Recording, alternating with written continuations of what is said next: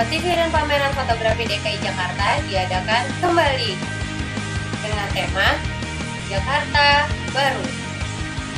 Total hadiah ratusan juta rupiah. Unggah foto-fotomu ke colorofjakarta.jakarta.go.id. Batas waktu pengiriman sampai dengan 31 Mei 2014. Info dan pendaftaran kunjungi www.jakarta.go.id.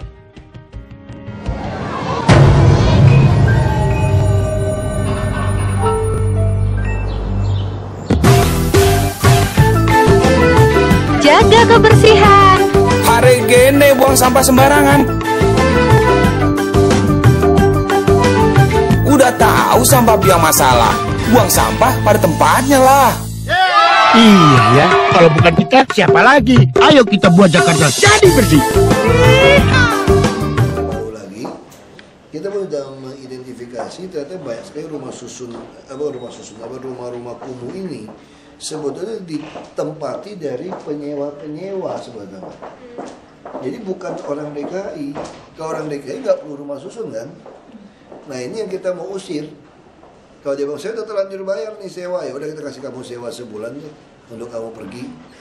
Nah kalau dia ngotot nggak mau, kita mau kejar. Berarti kalau kamu nyewa kan harus bayar pajak. Kenapa Anda nggak bayar pajak? Nah kita akan kejar seperti itu. Oke, akan adanya perumahan untuk mereka. Bagaimana Pak persyaratan? Maksudnya seperti rumah kumuh gitu? Nggak, kita usir aja supaya dia pulang ke kampungnya. Oh, gitu. Nah ternyata kan orang luar Jakarta pasti pulang kampung. Udah beberapa contoh kita lakukan berhasil pulang kampung.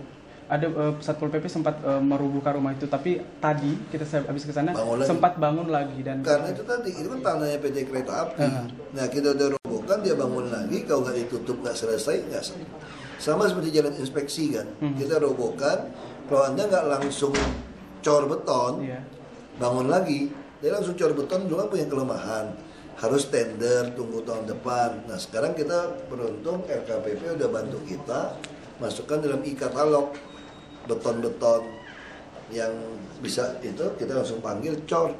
Oke, jadi solusinya yang terbaik adalah mengusir mereka untuk kembali ke kampung seperti itu. Nggak ada pilihan. Ini sosial juga bilang lapor Pak, yang kita usir pulang kampung pun dia balik lagi Pak. Jadi panti-panti kami 61% ditempatin oleh non-DKI. Nah kenapa? Mau diusir? Enggak.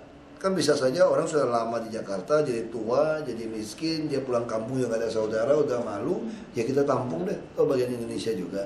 Tapi yang kita nggak suka kan orang ini bukan minta makan, ini mau cari bikin rumah di kampung kan.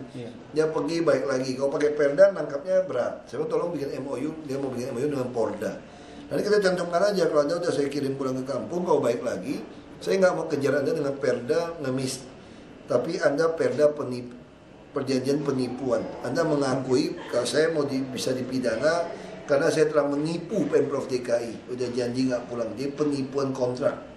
Supaya kamu bisa penjara 1-2 tahun. Nah saya sudah dia formatkan seperti itu. Mereka siap katanya Pak untuk tetap di Jakarta dan dipindahkan rusun. Apakah tidak ada kesempatan? Kalau ada KTP DKI boleh. Itu yang kami sediakan, kami bangun rumah susun banyak. Asal ada KTP DKI. Sebagian kami bilang siap, otaknya dia mikir mau jual. Bisa oversewa, karena pengalaman dia nggak tahu. Sekarang bisa kita ketat, masih robah KTP. Oknum di perumahan masih main. Ya semua orang seneng kan? Kamu dapat rumah susun itu bukan cuma sama rumah susun, modal loh. Kalau cuma jual 45 juta dibeli orang. Itu masalah di DKI itu di situ. Ya udah kita ketat aja. Akhirnya balik lagi ke penegakan hukum. Tapi apa nggak ada cara lain Pak untuk menghadapi ya orang? Karena kan sebenarnya mereka ke Jakarta karena memang nggak ada kesempatan nih. Kurang kesempatan. Makanya mau jadi presiden kan? Tahu kan susah kan? Makanya mau jadi presiden kan? Jadi jangan nyalain Pak Jokowi mau jadi presiden kan? Ahok aja mau jadi presiden.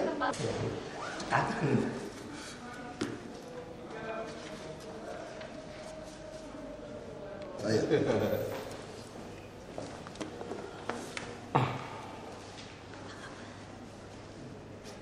Ini tanggal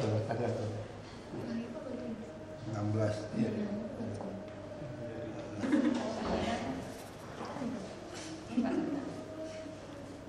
Ini suratnya masuk.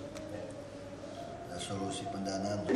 bisa lebih lancar. Saya nggak berani aminin. Repot saya. Aku mau jadi menteri transportasi suatu. Jadi aminnya susah saya.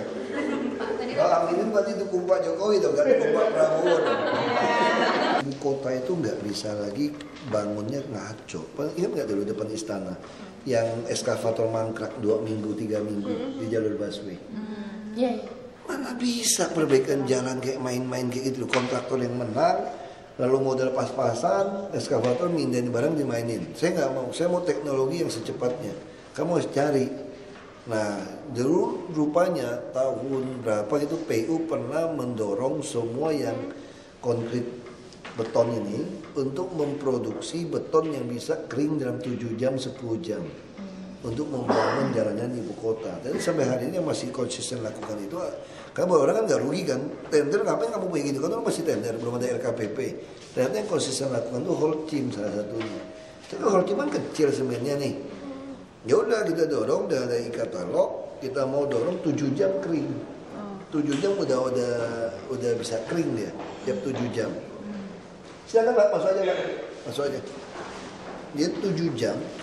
Kalau kita kerjakan dari jam 9 malam atau jam 10, jam 5 sudah kering. Nah ini kita minta, terus saya juga minta, tolong dong kirim ke sini teknologi demo. Kalau cuma di seluruh dunia ada, dari Kanada ada, dari Jerman ada.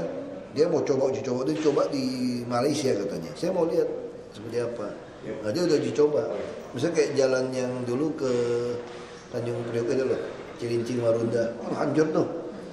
Gimana aja mau perbaiki? Kalau semen biasa 14 hari itu kering, ditutup. Nah dengan cara teknologi 7 jam langsung pakai. Nah terus dia juga teknologi itu airnya tuh, kalau semen biasanya suka air kan di atas nih, nggak mau turun. Nah ini dia ada porinya, dia akan turun ke bawah. Nah saya minta teknologi terus bikin pinggul untuk separator. Nah saya mau sekaligus mesin yang didatangin itu sama, sehingga separator itu nggak udah di beton, dibobok lagi, akhirnya kan jadi celah masuk air, rusak. Nah kenapa nggak langsung di beton? Terus kemiringan, semua mesti pakai teknologi dong. Nah sehingga pekerjaan-pekerjaan jalanan nanti bisa malam kerjain, besok pagi udah pakai. Nah kita udah coba lihat nggak waktu terowongan Manggarai kemarin. Kayak itu cuma semalam, udah jadi, semalam jalan. Nah kita udah uji coba, nah dia ternyata berhasil. Dan saya juga minta ada jaminan garansi. 5 tahun udah berapa tahun kau rusak, kamu mesti tanggung jawab. Kau nggak bolak-balik bikin jalan yang sama. Nah kalau ada jaminan seperti itu, nah ini kemudian e-katalog ada, ya udah e-katalog, kalau nggak ada tender standarnya itu sekarang. Jajaran infeksi semua itu, dia harus ada jaminan berapa tahun tahan, terus kamu sistemnya juga mesti cepat. Kalau nggak Jakarta macet total loh, udah kota gitu rame. Nah kalau yang jalan inspeksi yang baru kami buat nggak perlu pakai yang teknologi cepat kering, rugi mahal kan mahal, ya pakai yang normal biasa. Semua jalan, tapi kan dia kan terbatas kemampuannya. Nah kalau terbatas kita utamakan busway dulu, supaya apa? Kan kita mau maksa orang pindah ke transportasi publik. Yang umum biar aja kamu susah dikit gitu, saya kamu mau pindah. Nah lagi kita perkirakan 2015 akhir baru selesai kan semua dia kemampuan. Semua koridor. Kalau tahun ini berapa koridor Pak? Dia kerjain 3, jadi saya minta dia lebih banyak lagi. Itu tetap tender prosesnya? Kalau e-katalog nggak usah tender, tinggal bayar volume beton. Kalau e-katalog itu per apa Pak hitungannya? Per kubik, meter kubik dia kerjain. Itu titik-titiknya yang sekarang rawan banget itu yang perlu penanganan segera, busway itu Pak jalur. Udah ada, dia udah punya, dia punya, dia sanggup selesai sampai akhir 2015. Hampir semua koridor bermasalah Pak. Semua, karena kita maunya nggak ada bumping. Kita pengen betul-betul busnya bagus, nggak ada bumping, orang naik bus tuh betul-betul bisa baca BBM, SMS dengan santai atau baca berita. Itu penting. Nanti akan ketinggiannya sama dengan jalan sekarang ini aspal atau nggak masalah, bisa sama. Yang penting dia ada seluk untuk buang miring ke airnya. Nah kalau dia buang ke air yang kanan itu nggak ada selokan atau susah, saya minta dia bikin sumur resapan. Dia taman tuh kadang-kadang harus kita korbankan, nggak boleh tinggi, harus turun. Ya kan, atau kemarau ya kayak taman, kalau hujan ya dia ada resapan. Boleh kan bikin model yang agak lembah gitu kan boleh. Kayak di tol Jagorawi semua model lembah, yang ke Cengkaring kan model lembah. Sehingga itu tujuan airnya turun, ada resapan masuk. Ini memang banyak kerjaan lah. banyak kerjaan lah mesti diberesin. Pak ULP gimana Pak? ULP ya kita tegasin aja. Jadi di dalam undang-undang SKPD itu harus menyiapkan semua dokumen kasih ke ULP, tau nggak? Tapi mereka kan menyandra nih, coret aja, jadiin silpa aja. Ini kan dari 7.000 katanya baru 500-an. 500-an yang masuk Pak. Terus gimana Pak kalau cuma sini? Balikin duitnya, gue butuh duit banyak kok. Mau PMP PD Pasar Jaya 1 triliun, mau Bank DKI 3 triliun. Tapi itu pengaruh sama program yang udah dirancang nggak Pak? Ya mau program juga kita kejar aja swasta. Makanya saya bilang daya paling hilang. Lagi pun Jakarta juga berpuluh-puluh tahun juga nggak gitu dirasain juga dari orang kok. Itu ini ya Pak, apa pengadaan rutin aja ya Pak? Maksudnya bukan yang proyek yang sekarang proyek apa? Semua kita ikatalokan. Justru itu yang nggak jelas maksud saya bilang kalau bikin yang nggak jelas. Apa sih Pak yang nggak jelas? Nggak tahu saya rehab ini. Oh rehab ya Pak. Terutama bangunan yang sering masalah. Jadi mereka mau bikin bangun punya kita mau bikin bangun itu harga satuan nggak jelas, spesifikasi nggak jelas. Iya. Kalau banyak yang asal susun saja dia pun nggak tahu kerjaan saluran kerjaan apa itu banyak. Sekarang ngapain pakai alat berat kerjaan sendiri deh, coret aja. Punya alat berat punya orang apa yang susah sih cuma ngisi minyak doang. Kalau ada minyak yang ngisiin deh, yang bayar gaji deh. Ya kan? Ke Bapak sekalian. Sederhana. Yang bawa nggak enak. Oke,